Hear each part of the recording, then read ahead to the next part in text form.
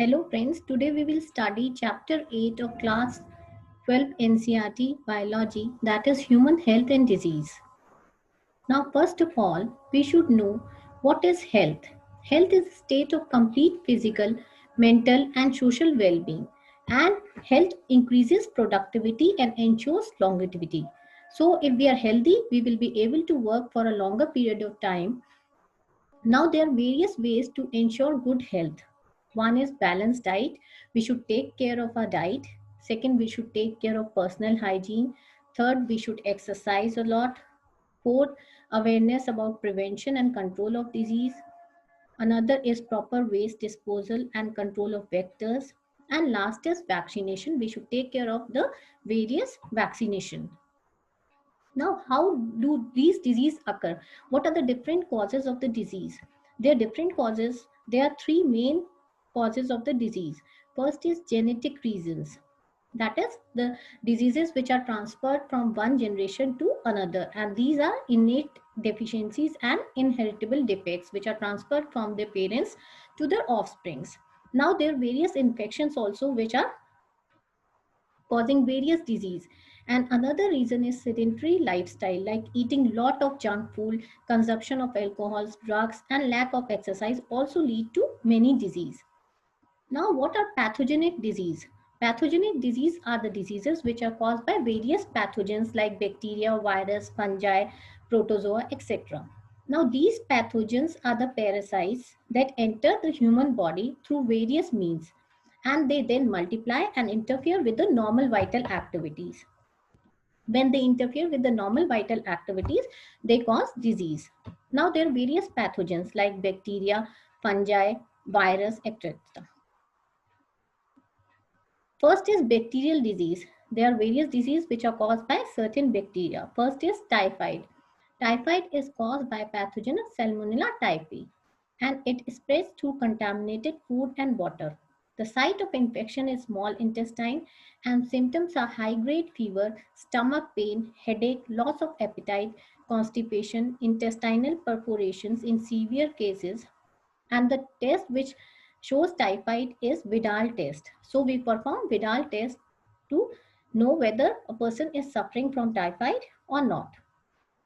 Next bacterial disease is pneumonia. It is caused by Streptococcus pneumoniae and Haemophilus influenza.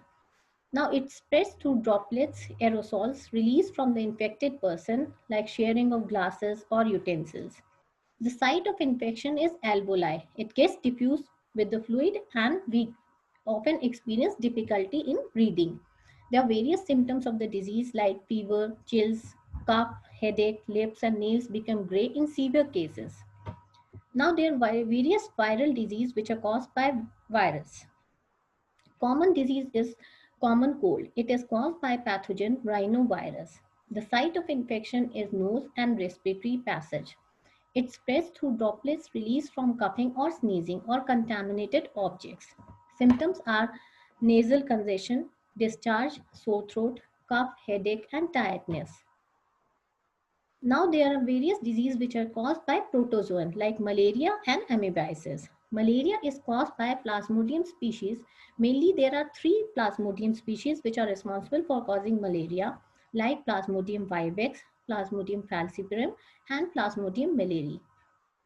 The vector which is responsible for carrying this disease is female Anopheles mosquito, and symptoms are high-grade fever, chills. Amoebiasis is caused by Ant amoeba histolytica. The vector is housefly. Site of infection is large intestine. Symptoms are constipation, abdominal pain, cramps, stools with mucus, and blood clot. There are various fungal diseases like ringworms. The pathogen is Mycosporum, Trichophyton, and Epidermophyton. It spreads through towels, cloth, comb. Fungus is acquired from the soil. The symptoms is appearance of dry, scaly lesions on various parts of the body with intense itching. So this is the symptom of the ringworm. Now there are various diseases which are caused by worms like Ascaris and Elephantiasis. Ascaris, the pathogen is roundworm which is known as Ascaris. It spreads through water, vegetables, fruits, contaminated feces of infected person. Symptoms are internal bleeding, muscular pain, fever, anemia, blockage of intestinal passage. Elephantiasis is caused by Vaccaria malaria and Vaccaria bancrofti. It spreads through the bite of female Anopheles mosquito. Symptoms are chronic inflammation of the organs, usually lymphatic organs of lower limbs. So these are the symptoms of filariasis. Now we know that malaria is caused by Plasmodium. So we have to study the life cycle of Plasmodium. Now Plasmodium basically required two hosts to complete its life cycle. One is female Anopheles mosquito and second is human beings. This is the diagram which is showing complete life cycle of Plasmodium.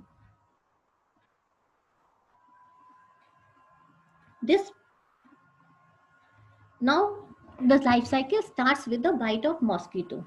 When the mosquito bites the human beings, infective stage, that is sporozoites, are released. Now these sporozoites reach the liver through the blood. After this, the parasites, the sporozoites, reproduces asexually in the liver cells, and these burst and release into the blood. Now these are released into the blood. Further, these parasites enter the red blood cells, RBCs, and they reproduce asexually, and the RBC burst, causing cycles of fever and other symptoms. Now this is caused by the pigment which is known as hemozoin, and this hemozoin, it is responsible for the cycles of fever and this other cycles of fever and chill. So these released parasites now infect the new RBCs. Further, this it enters the sexual cycle, that is, this enters the gametocyte stage. Now this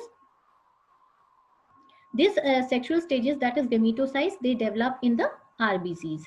Now this female Anopheles mosquito take up these gametocytes from the blood meal, and these gametocytes, further fertilization and development takes place in the mosquito intestine. So this fertilization of the gametocytes takes place in the intestine of the mosquito.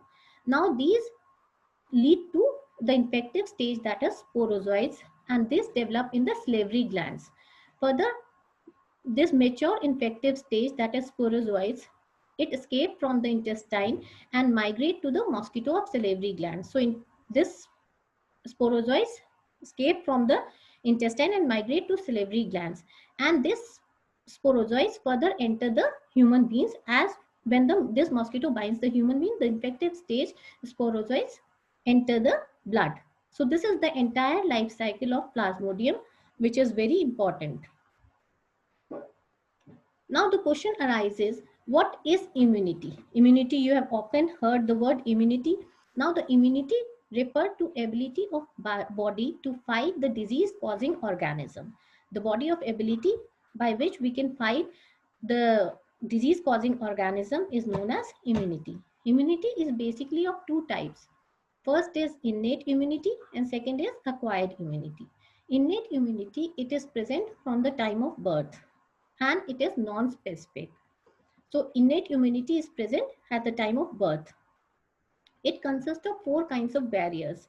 First is physical barrier, that is skin and mucus coating the respiratory, gastrointestinal and urogenital tract, and they prevent the entry of the microbes. So this is the physical barriers like skin, which prevent the entry of microbe. Second is physiological barriers like acid in stomach, saliva in mouth and tears. Third is cellular barriers like blood, which has leukocytes and polymorphonucleoleukocytes, monocytes, etc., macrophages, which fight against the pathogen. And fourth is cytokinin barriers. There are special proteins which are known as interferons, which are secreted by certain virus infected cells, and they prevent the further spread of viral disease. So this is cytokine barriers. Now second type of immunity is acquired immunity. Acquired immunity is that type of immunity which is produced in response to a particular pathogen on memory. It is pathogen specific. It is not acquired at the time of the birth, but it is developed later in the life stages. So this is based on the pathogen specific memory. Now, when the pathogen for the first time infects a person, low intensity immune response is generated, and this is known as primary immune response. Now, when second time this pathogen attacks, the intensified immune response is generated, thereby preventing the occurrence of the disease, and this is known as secondary response. This acquired immunity basically involves two types of cells. First is B lymphocytes and second is T lymphocytes. B lymphocytes, we already know that they secrete proteins which are known as antibodies, and they secrete these particular antibodies against a particular pathogen. These antibodies are proteins which have two peptide chain, two light and two heavy, and they are denoted by H2L2. There are various antibodies like antibodies A, M, E, G, and these antibodies generate humoral immune response because these antibodies are found in the blood. Now this is a diagram showing the structure of antibody. Here we can see that there are two heavy chain and two light chain, and this is antigen binding site.